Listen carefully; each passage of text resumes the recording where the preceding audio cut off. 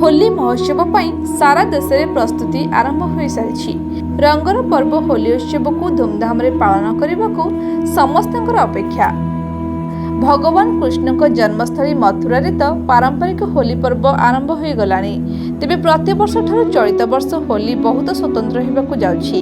एथर अयोध्या राम मंदिर होली समस्त आकर्षण केन्द्रबिंदु पलटिब।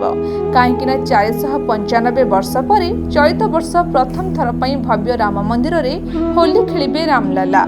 चलित वर्ष अयोध्या प्रभु रामलाला होली उत्सव महासमारोह पालन करने प्रस्तुति आरंभ हो जाइछि। दीर्घ 495 वर्षर संघर्ष पर नवनिर्मित भव्य मंदिर रे प्रथम थर पर होली खेलिबे रामलाला। एथिपई ट्रस्ट पक्षरु आरंभ हो सारी प्रस्तुति। भव्य राम मंदिर रे किपरि होली उत्सव पालन करा जिवो से नै पूजक मानक सह मंदिर ट्रस्ट पक्षरु आलोचना जारी रहिछि। भव्य मंदिर रे रामलाला प्रथम होली उत्सव को नहीं साधु सन्थों सह भक्त माने बेस उत्साहित अछंती। अयोध्या राम मंदिर रे प्रथम थर पर हेबाकु थिबा होली उत्सव को नहीं श्री राम जन्मभूमिर पूजक आचार्य सत्येंद्र दास कहते जे एथर राम भक्त माने प्रभु रामलाला सह होली खेलिबार सुजोग पाइबे। राम मंदिर रे होली पई करा जाउथिबा प्रस्तुति विषय मध्ये से कहिसेंती।